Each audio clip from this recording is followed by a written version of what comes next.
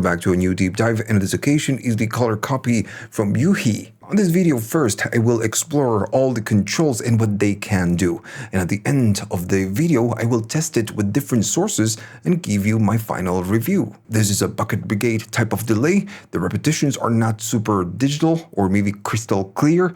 They are more saturated and they have a lot of attitude. And in addition, you have some controls and functions right here at the bottom that can take this delay to, maybe the next level. It's not just a simple bucket brigade type of delay. Let's talk about the most common controls just to get the simple delay sound out of this plugin. I'm going to use this snare as a sound because it's just percussive and we can hear the repetitions when I use a snare.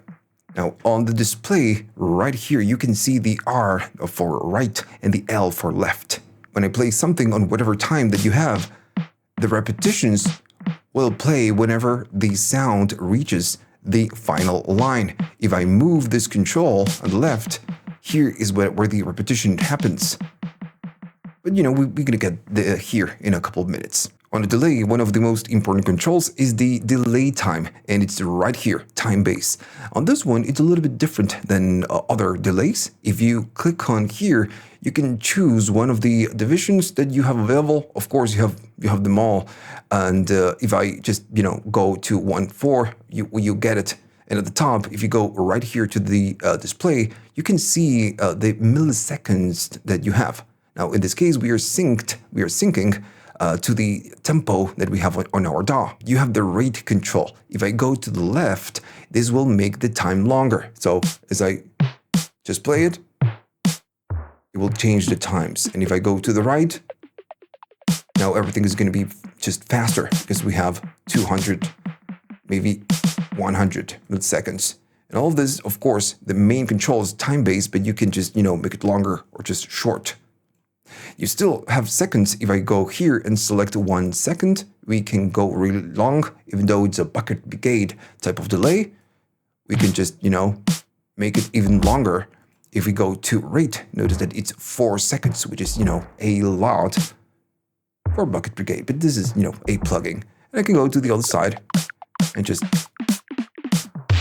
make it faster. Cool.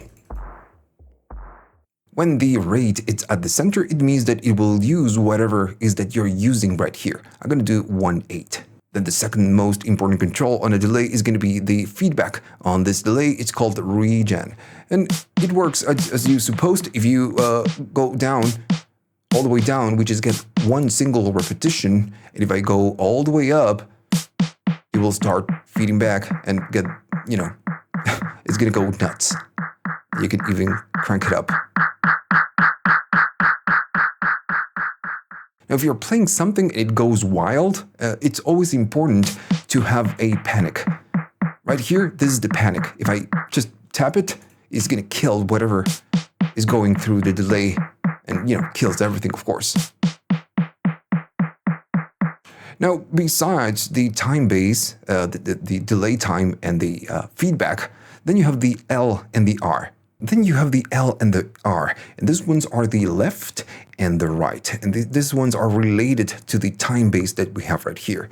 And with this, what we do, we offset the times. Right now, both are doing the same thing. They're using the same time base. But if I move it, I'm just offsetting the left from the right.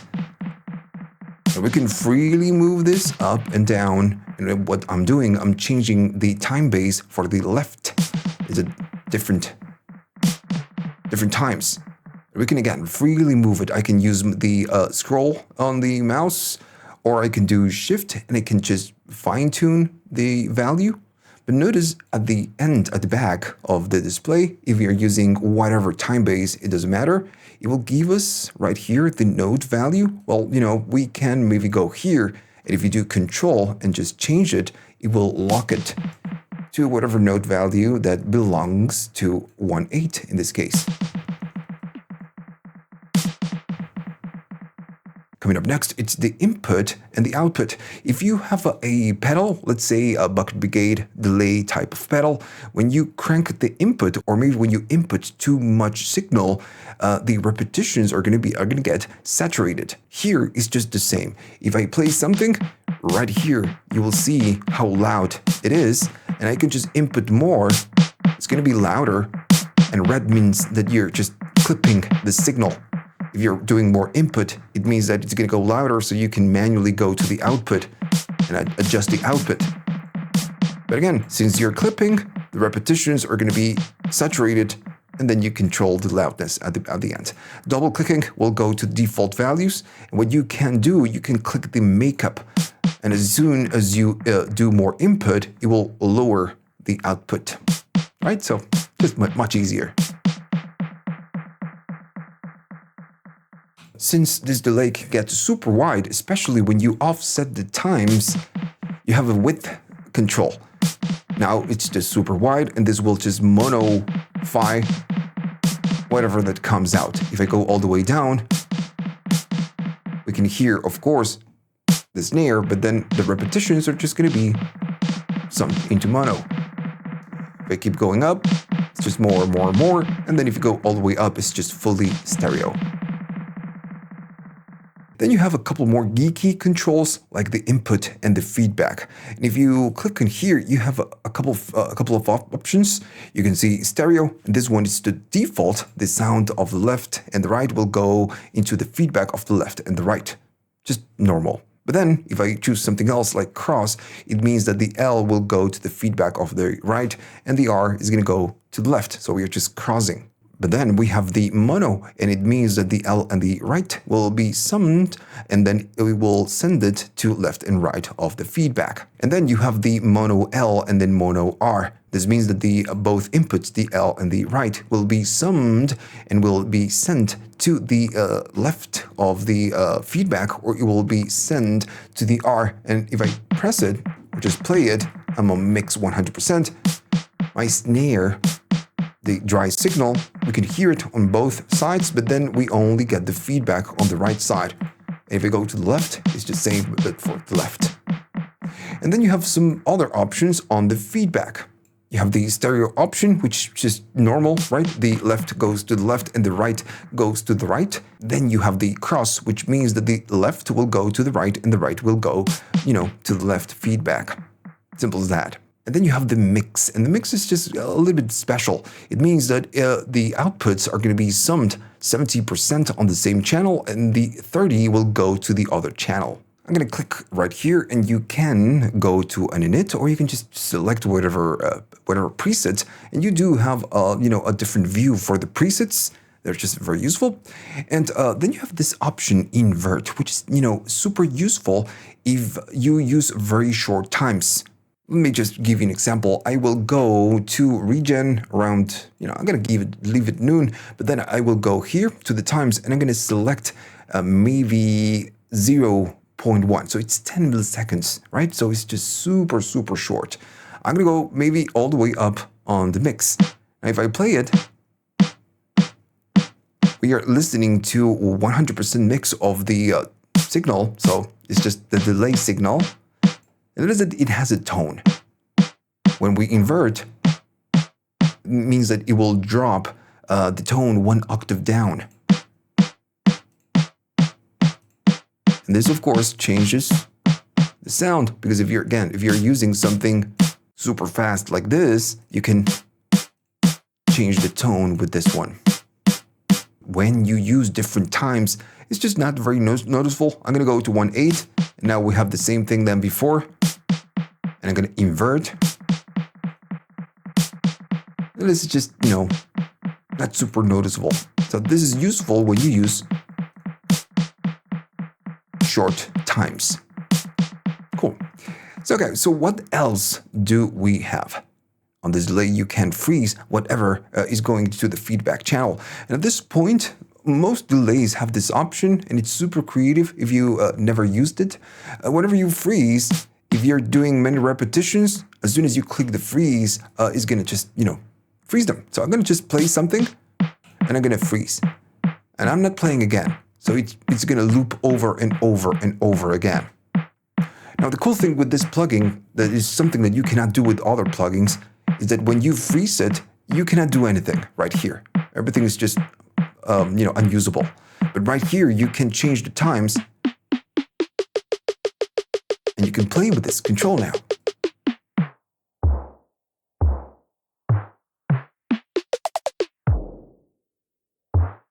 this is just, again, just a nice way to maybe get cool evolving sounds. So I'm going to freeze it. And again, cool sounds. Just to finish with the main panel, you have the note control, and this means that the plugin can listen to MIDI notes. Depending on the MIDI note that you're sending, the time will be different. I'm gonna go all the way down in the mix, and right now I have a synthesizer, so if I play low, let me go one octave higher. If I play low, it's gonna sound like this, and then I can play higher notes. So if you're using this as a delay, and I enable this, I play a lower note,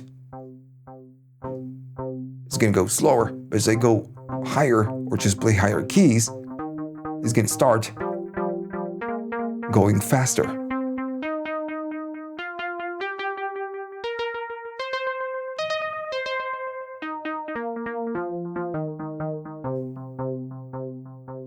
You don't need to use it like this, like I'm using right now, just giving you an example. But maybe you can, from a different channel on your DAW, you can send the MIDI notes and then just set different timings for your time base. So it's a kind of a way of maybe using almost like automation, let's say. And to finish, you have your label right here. You can double click and whatever is that you put is going to show right here. Why is this useful? Well, let's say that you're using many instances of this plugin and you have one on your drums, one on your synths, one on your vocals. Well, on this one, this could be vocals. And whenever you open this delay, you know that this one belongs to the vocals. And this is just something super simple, but it's just very, very handy. On top of the controls at the top, which are, the most common controls that you could get on a delay, you have extended controls, deducting the feedback coloration and the modulation. And I gotta say, these ones are really important, especially the feedback coloration. On a bucket brigade delay, you cannot change the character of the repetitions because, again, it's just a bucket brigade delay. But on this one, you can. You have 5 different profiles that you can choose just to change how it sounds. I'm gonna maybe go all the way up on the mix, and if I play the snare, this is how it sounds. And maybe I'm gonna go to 1/8. So this is how it sounds. And I'm going all the way to 100% so we can really hear the repetitions. I'm gonna go to the number 1, which is the reso, and notice how different it sounds from the other one, the default, which is the fuzz. Super different. And this will make all the difference in the world. So this one, the reso one, is mild distortion. Of course, it's just a little bit brighter. And the other one, if I go to the second one is a sparkle. This one is super bright, especially for a bucket brigade type of delay. If I go to the number 3, this one is fuzz, is the default. It's just kind of a closer to the emulation that they are trying to pull off right here. And again, it's just a little bit darker, stronger resonance. If I keep moving up, you have the number 4. And this one has a pretty wide frequency response. And all of this comes from the manual. And it's why it's pretty snappy. I go to the other one, the default, super dark, snappy. And if I go to the 5, it's super dark. And this one is the opposite of snap. It's pretty narrow, it's dark. And again, if you blend with the original signal, all of this will make all the difference in the world. That is how different they are. And this is something that you cannot do with every bucket brigade type of delay. Then at the right side, you have more controls, which are the brightness and the saturation. And I'm gonna go to the default one, and these ones are just, filters. The brightness is just filter. If I go to the left, the repetitions, the first one is super clear, but then the other ones are gonna be super dark. If I go to the right side, it's the same idea, but we are cutting a lot of the lows and it's just brighter. It's just a filter. And then you have the analog saturation stage. If you never used a bucket brigade type of delay, it's just, pretty saturated. And on this one, you can just crank it up and you will saturate more, just compress more. And notice that the input right now is just red. It's because I'm boosting this control. It's affecting the input as well. Cool. You have the vintage and low. This is talking about the floor noise. And it, by default, it's just a pretty noisy type of delay. This is again true to an analog bucket brigade type of delay. But you can just turn it off by going into low and you have a lot less noise. Coming up next, it's going to be the ducking. And this is something very useful, especially on a delay. I'm going to use a synthesizer, right? So you can hear it. And I'm going to go up on the regen and mix is maybe on 50%. And that's fine. Now, when I play something, we can hear all the repetitions and that the repetitions are kind of in the way.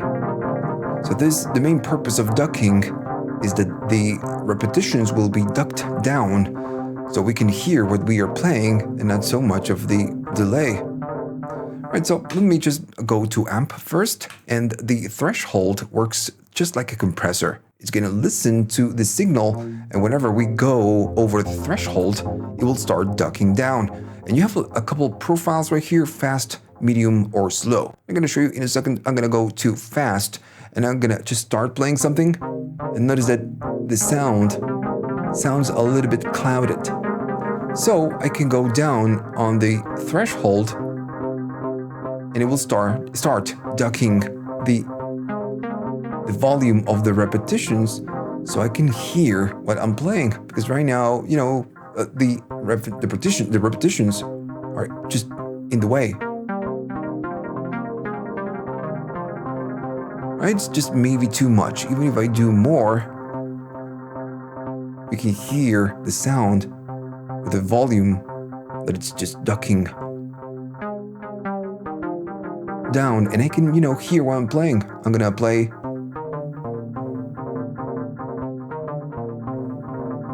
If I do no threshold, at some point, I cannot hear anything. I just hear repetitions. So that's the main purpose of the ducking. It's just gonna duck the volume of the repetition so we can hear what we are playing. And the repetitions are still there when I play it, of course. I'm gonna go to 50%, around 50% on the mix. And this is the profiles, the fast, medium, or slow. It means how it's gonna be ducking the volume down and how it's gonna recover. Just like, a compressor. When you maybe set up your attack and your release. If you set up a fast attack and release, it's gonna be fast. If you do slow, it's gonna be a slow type of recovery. And we can really hear the difference, especially when we switch from fast to slow. I'm gonna play something and the ducking, threshold is pretty down. You can hear how the volume, how it goes up after I'm done playing. So maybe it's way too fast, right? So now I can go to the other profile, which is gonna be a little bit slower. That is, it takes a little bit more time to recover. And if I put it in slow, it's just going to be super noticeable.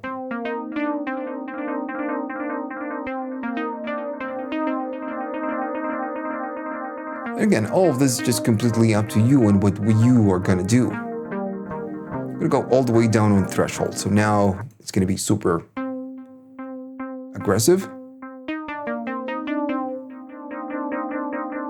Right, so again, I go fast. It's just a lot more aggressive. Right, so cool. This is what we can do with the ducking. Now then you have the feedback mode, and this is super useful when you're using more region, when you go wild. And this is again not something super normal on all delays. I'm gonna take it up to the region, and I'm gonna maybe do fast, and I'm gonna be playing something with the amp in low threshold, just to show you how this works.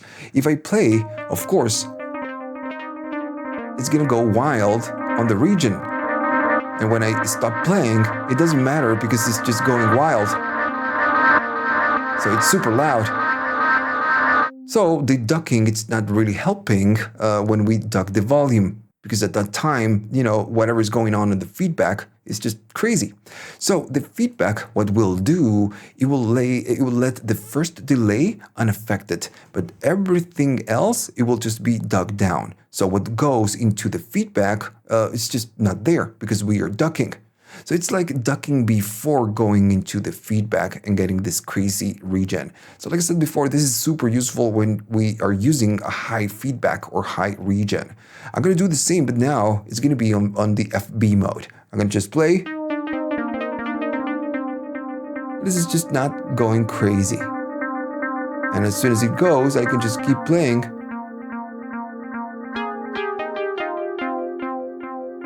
Keeps that, you know, high feedback or high regen without going crazy.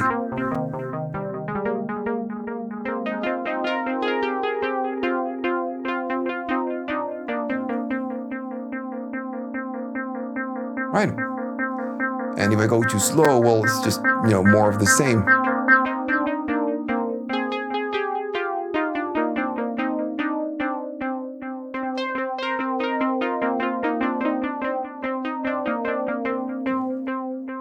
If I do the same again with the amp, it's gonna go crazy. It's just uncontrollable. Right there. It's too much. Unusable. Unless you want to sample it and do something else, you know, it's just not very useful. So the last thing we need to discuss is the modulation. What can you modulate? Well, you can modulate the rate, which is going to be this knob. You can modulate the rate plus, which is the same rate but a different depth. I'm going to show you in a minute. You can modulate the tap position, which is going to be the left and the right. And then you can modulate the amp, which is the volume. How can you modulate this? Well, you can do it with the sine wave, or you can do it with the triangle. And right here, you have the frequency, which is going to be how fast are you going to modulate something. And then the depth is how, you know, how wild you're going to go is full depth, or just maybe a tiny little bit of modulation. And then you have the stereo phase. I'm going to show you in a second. Let's try to modulate something. I'm going to modulate the rate.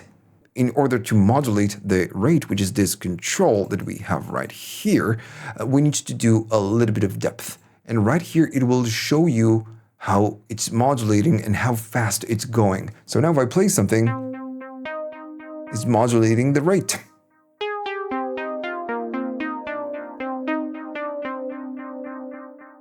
If I go, and I'm gonna remove the ducking for now. I'm gonna go more aggressive, and now we can really, really hear the modulation. Even if I go really high on the depth, you know, the modulation is not super crazy. And of course we can go slow on the modulation, but still, the depth is not that much. If I go fast, it's going to be faster, but that's not the point. The point is that the rate, the first option, is going to modulate the rate, but it's just super smooth. Even if we go to 100% of the depth, it's not really aggressive. So the rate plus uses the full range of, you know, the modulation. So now if I do the same, even on 50%, it's just going to be super aggressive. Still, if you go to low depth, you can get maybe something similar, but still is very aggressive. So it's completely up to you and what you want to do. If you want a little bit of movement right here, just use the rate. If you want crazy sounds, go to rate plus.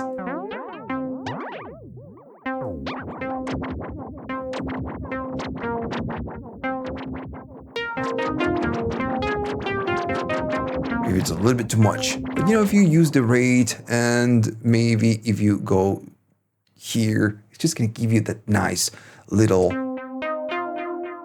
lo-fi motion.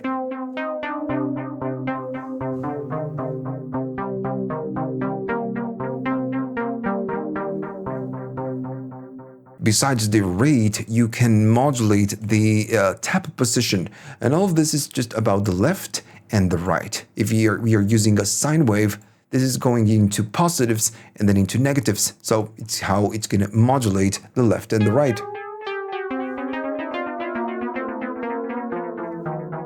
And maybe it's just a little bit too much. If I do just a tiny little bit, it's going to be a little bit, a little bit nicer. So, okay, so what else can you do? You can do the amp, and this is talking about the volume that comes out. So, it's a tremolo type of effect. If I go all the way to mix, we can hear the volume going up and down. So yeah, it's just a tremolo effect. I'm gonna go slower and then maybe up, all the way up on the depth. I'm gonna show you how the stereo phase works. By default, it's gonna be on 90 degrees. The modulation right here, it shows you how the modulation is going behind the scenes between the left and the right. Let's say that the green is the left and the right is gonna be the red. So it goes on. This means that the waveform is up, so the modulation will be up when the other one is down, and again, on and on and on.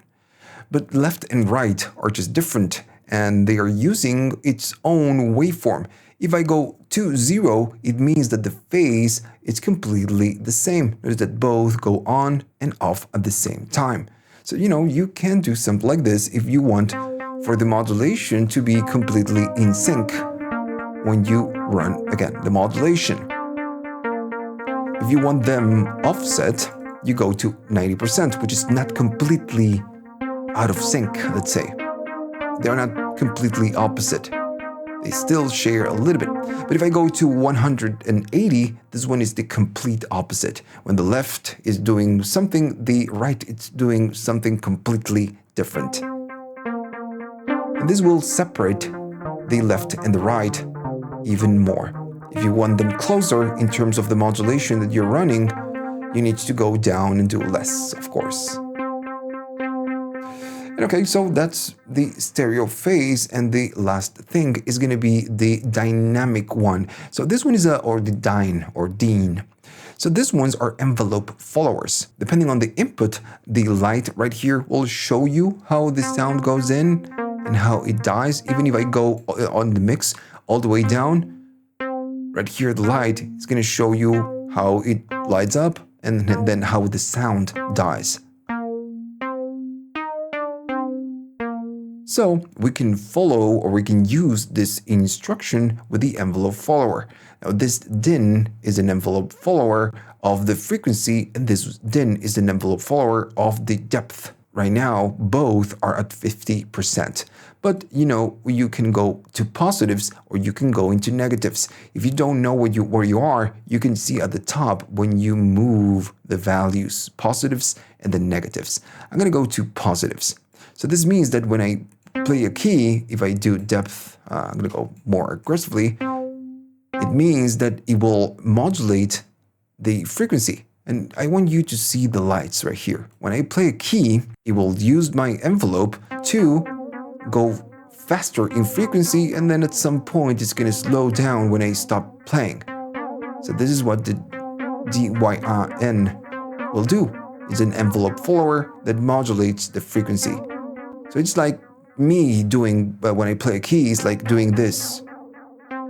Something like this, and I'm just, doing it manually. If I go to the other side, it's going to go slow, and then at some point it's going to go back to the original position. And this is useful when you're doing something that is super fast, and when you play it, it's going to go slow, and then it goes back into being fast. And the same thing goes for the other one. The other one is going to be, and I'm maybe going to go to 50%. This one is the depth. We can be all the way down at the depth. And if I go up, the envelope is like going up on the depth and then going down when I'm done playing. Of course, I'm going really aggressively. We can do just a tiny little bit. Or maybe just the depth is just up and you want it to go down when you play something. And that's what it will do.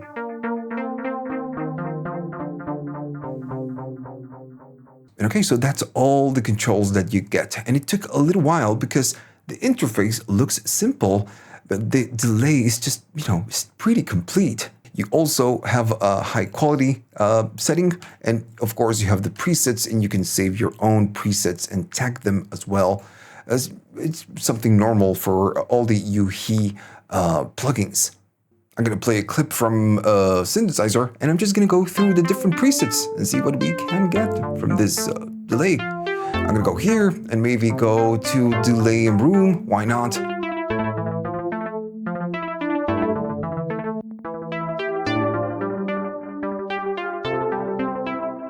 Cool. So we get depth.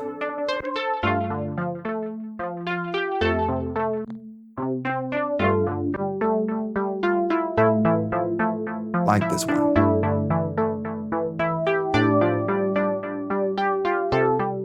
Clean sound. Wet sound.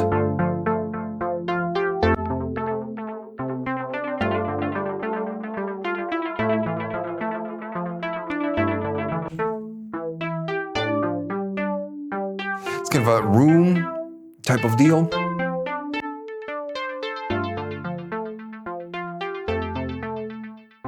Let's see what else we get on the presets. We have chorus and flanger, panning and tremolo. Interesting.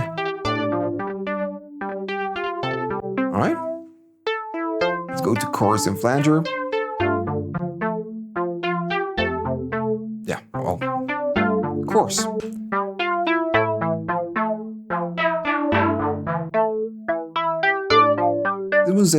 This was this note, so of course the note will affect the sound. Let's see what else we get. Interesting.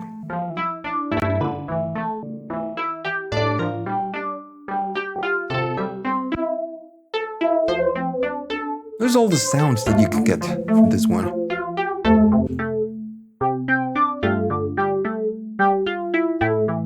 Alright, so let's go to tone. So yeah, it's kind of it's just dimension because it's a cursed type of, sound. Very narrow. Let's see. Let's go to pitch. Oh, now it goes crazy. Oh. How?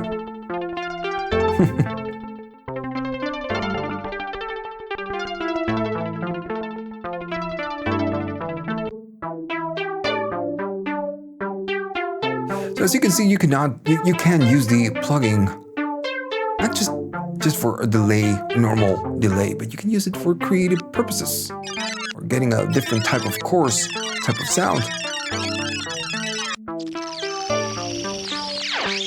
That one's crazy.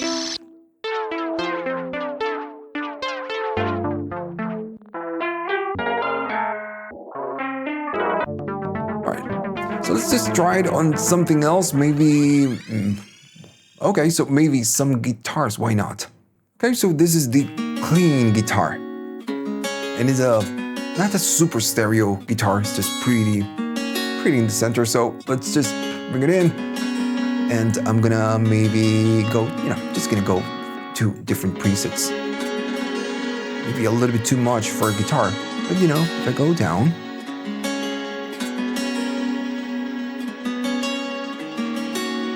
go to another one.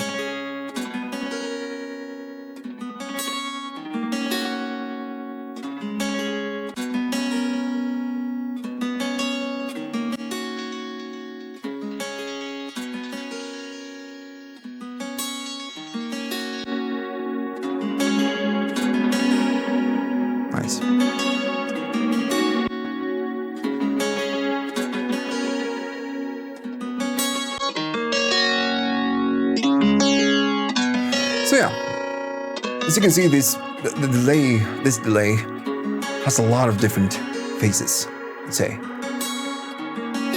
You can use it for a lot of different things. That's nice.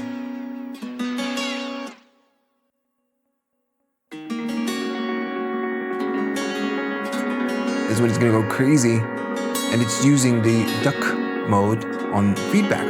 See how useful? It just keeps the feedback a check. Flanger one.